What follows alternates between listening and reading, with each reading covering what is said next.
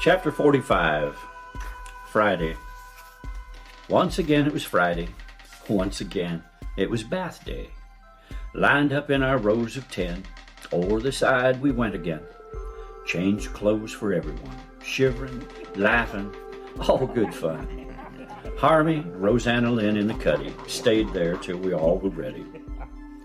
New fellas thought it all so strange that they joined us just the same. Took us all about an hour to have a bracing, salt sea shower.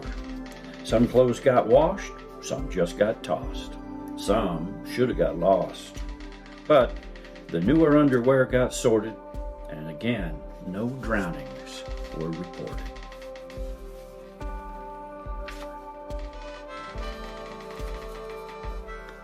Chapter 46, Friday afternoon. The entire crew was back on task. We were heading for Marseille. Hammer and Nails came to me to ask, would I have them build a sick bay? Me? Why me? I asked myself. Why indeed not go to Snell, or Cap, or Joe, or what the hell? Why not ask Aunt Harmy? Why must I always be the one? Do I seem to gravitate to some? And voice inside me promptly said, why be so negative, young lad? Huh, where did that come from? So I then answered back to Nails, well, let's go see the doctor. Perhaps he has a few ideas of exactly what he's after. 2 sails a port, 4 miles out and coming fast, called Klein from up the nest. 1 more starboard, Blackie's flag, bigger than the rest. Just like the other time, I thought, and probably more ahead. And sure enough, there were 3, much smaller, faster craft. Klein with glass could barely see, but there they were, squarely in our path. Our crew, lazing on the deck when Klein had first called out, was now buzzing with excitement and racing all about. We heard the roar of cannons. Couldn't be for us. No one close, 3 miles or more. Nor could it have come from shore. These distant guns. Some merchant in distress would be my best guess. Cap was standing at the rail. Glass was straight ahead. Klein boy, how many sail? He cried. I saw 3 before, now looks like 4, sir, he replied. Joe, Snell, straight at 'em. Figgins, bring those guns to bear. We may surprise those forward guys, make the fight a bit more fair. Then, to the loyal crew who stood waiting for direction, they stood here for the cause of good, not through Shanghai or election. Proud? Oh, he was proud, all right, and wanted them to know it. So he saluted them, and in their sight, he made no bones about it. We're in the midst of trouble, lads. Pirates are the cause. They put a pincher move on us, and we're sitting in the jaws. The odds right now are 6-2, maybe 6-1. But we're here to do the job we do. Let's see what can be done. That's why I joined this scurvy crew. Hey, let's give 'em a bit of fun. Cap turned to see who'd spoke out, but all he heard was 100 shouts. All he saw was 100 arms raised up in the air, and all he saw on 100 faces was agreement everywhere. We closed that gap on the group of 4, 3 of theirs, 1 of ours, and chose a pirate pink. Our presence evened up the score. She had no time to think. Into the violence of the battle the elusive shark had rolled. 8 starboard guns at once did rattle. Damage was untold. The shark sped through the foamy tide, looking for our ally, found her lurching some, portside. Sails and masts awry. Gallantly, some of the crew waved in recognition, and strove to keep their hopes anew, though took extreme ambition. We swung the shark for another run, came at Blackie, now on port, hit her broadside with our guns, the distance very short. Grapples landed on our prow, swords and pirates running. We cut most every rope somehow, but still they kept on coming. 30, maybe 40 trying to get on board, a perfect pirate sortie, but they met a perfect sword. Some 5 or 6 did reach our ship, managed to survive, but their gun or blade we from them stripped, bound them then alive. Shark, still unscathed by man or gun, turned to make another run, this time sister to the other one. She had since gone under. Our comradeship, though listing some, and she waved the flag of France. By now had reloaded all her guns, which gave us both a chance. Cap chose another pink, the furthest out, as our new and latest quarry. The French ship followed us about, joined us in the foray. The third gave chase to cut us off, as Cap and Figgins hoped. The shark had 2 cannon in the stern. Those ports we opened as she turned, and lit the cannon, split that little boat. Meanwhile, then, our wounded friend had stopped his lone pursuit. A merchant vessel in the end, warring didn't suit. The pirate Pink first hesitated, considering a run. Then at last she simply waited for the others and their guns. Cap asked for an estimate from Klein. "What distance lies between us?" "About 2 miles, half-hour's time before their guns can reach us." Cap called to the merchant captain. "Can you manage another run?" From captain to the last of them came, "Hey, let's get her done." We turned toward that pink marauder, French on starboard, shark on port, when she suddenly struck her colors. Decided life's too short. Her crew stood at the rail, white flag from their mast. Cap cried to her, "Smart sailing!" And to us, she couldn't last. Men and debris in the water, behind and all about. Snell mounted a boarding party, had the pirates all lie down. 30 men went over then, a few from the merchant, most with Snell, bound the prisoners hand and feet, changed them to the rails. By this time, the other rivals were half a mile, no more. The small Snell called a caravel, the larger one a nail. Nail's got up to 50 guns, 80 crew or more. Sluggish ship, we could outrun, but hard to sink for sure. The other sails, the caravels, different story altogether. Have good speed, maneuver well in any kind of weather. Hey, sir, they's fast but small. Carry maybe 20 crew. Cannon, Cap, I figure 8 is all. What would you like to do? Bring Figgins. Bring up Chris. We'll maybe put an end to this. Chris and Figgins came on the deck, saluted, then a question. Yes? Those 3 ruffians we see coming. Time for them to get a drumming. We've now the pink at our disposal, so here's my proposal. Take a crew, some 30 men, men who know their guns. Have them board that craft again. Leave the other ones. You told me some about this lad, Cap pointed then to Chris. Says he's good, as most you've had. Lad, can you keep your wits? Can you hold fire till their breath you feel? Till you see their murderous eyes? Do you have Figgins' nerves of steel? If you can, we'll take the prize. Aye, sir, that I can. Chris saluted Cap. Uncle Willum simply said, "Good man," and then saluted back. Quickly, Figgins gathered men and shoved off for the pink. Chris bellowed to those at his command, "We have more ships to sink." We watched her heave in heavy swells. At times, it seemed she'd found her, that nail with her clientele, and of course her 30-pounders. While almost streaking o'er the brine came the smaller caravels, the lumbering nail left behind could not protect them now.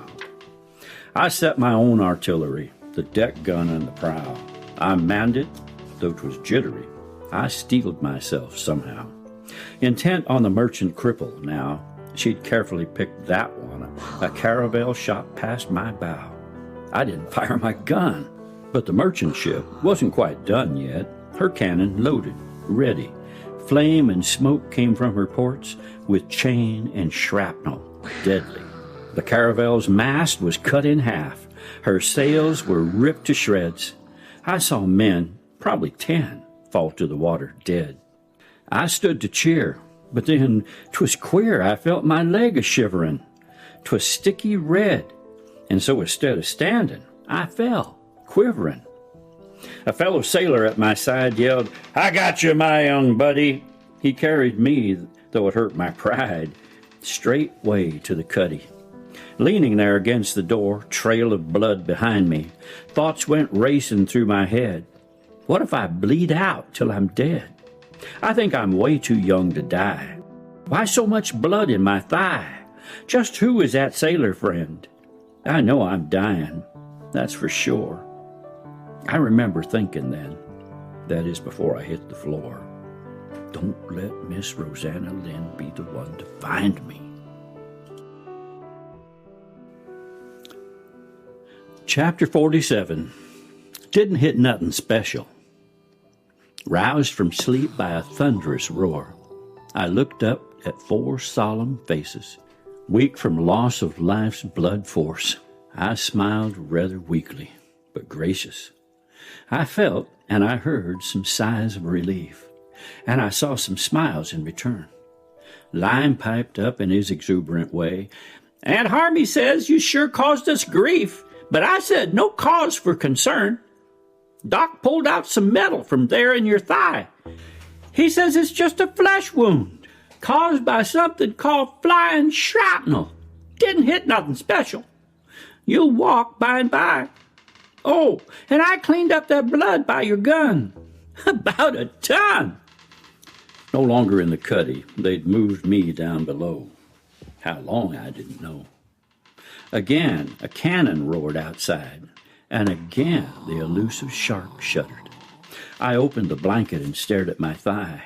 Am I going to be okay?" I stuttered. "Perfect," cried Miss Roseanna Lynn. I threw that blanket back again. "Roseanna!" Shouts and cheers came from up top. Cannon ceased. Guns had stopped. Loud voices then. One was Captain's. Lime yelled, "Go to see what's happening!" "You be careful!" Aunt Harmy cried. By this time, he dashed outside. Chapter 48. Bounty. "We've captured them all!" cried my little bro. He was dancing all around my cot. "The caravel's pinks, even the nail. Cap says it's back to Genoa, the closest port that we got. That French ship, she's called La Colombe Volante," which means the Flying Dove. "She's crippled, taking on water. Cap says," Lime quipped, "maybe sink, maybe not, but we must stand by her and escort her. Cap says, with luck, she'll get back to port. Says you need the time to get stronger." "Oh, my. Back to Genoa." Aunt Harmy sighed a great sigh. "So close, and yet so far. I'll never see Father alive." Joe came through the passageway to see how I was doing. "Is it true, Joe? I heard Lime say the pirates are in prison." "Ha, that it is, boy. Oh, yes, it is. They're done as done can be. We've ended up with a pirate ship, and captain's floating a navy." "What do you mean, floating a navy? How many ships we got?" "Including the prisoner ship and the Frenchie, 5. 5? My eyes popped. "That's a lot." "Well, we're taking them back to Genoa, a regular flotilla." "I should be out there with you." "You should stay right where you're at." I turned to see who had entered the room, and it was Cap. "We have it all in order, son. You could do no more. Stay here. Let that leg strengthen, at least till we get to shore." "How are all the others? Did we lose any men?" "Yes, lad. We lost some brothers. I can't name off all of them, but there were 5 or 6 in number. Among them, Claude and Ven." Emotion surged inside me. I couldn't stop the tears. Miss Lynn came up beside me and wrapped my hand in hers. I thought of Ven. What a cheerful man. Ven with a happy smile. He was one of those shanghaied men, talked of home every now and then. Said he's going back home, but he didn't know when. I think he left a wife and child. And then I thought of Claude, my old chum, in charge of the morning readings, who'd always met me when I'd come with the same old worn-out pleading. "Have been fishing all morning with this line. Haven't caught a blessed thing. Tell old Mars I need a hook. Can't catch nothing with just string." And then we'd chat, mostly of him, of days so long and on. And now, he's gone. We had a west wind at our back as we were heading for Genoa. La Colombe Volante was listing bad, so we had to sail her slower. Her captain said she'd be all right, even with the wind, but each time they struck their banners up, had to shorten 'em down again. Cap sent the 3 ships on their way, the Naval, Caraval, and Pink. With La Colombe Volante, Cap said we'd stay in case she tried to sink. But next afternoon, we arrived at Genoa's deep water port, mid shouting, cheering, sakes alive, and a 15-boat escort. Both the sheriff and the mayor asked to come aboard. The mayor offered up a prayer, the sheriff a reward. 137 was the total pirate count. 685 coin given, a fairly large amount. I hobbled to the foredeck with a pole that Joe had brought me. Sure, and I thanked him for his thoughtfulness, just like Aunt Harmy taught me. I took a step, winced a bit, but then one more and another. Ah, 'twas good to stand like a man, shaking hand with brothers. Mayor saw me. "Young Morgan, Mom." "Ah, not too bad, I pray. You know you're famous from here to Cannes as the lad who done Moray. So if I might, a cautious word, there's scuttle in this town. Your head, along with Moray's sword, would bring 500 pound. "Not likely, sir," I answered back. "That cannot be. They're lying. The truth, sir, is that old Mulray became a friend of mine.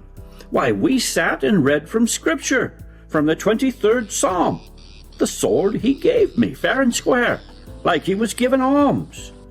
The mayor laughed a belly laugh, said, "Morgan, you're a prize."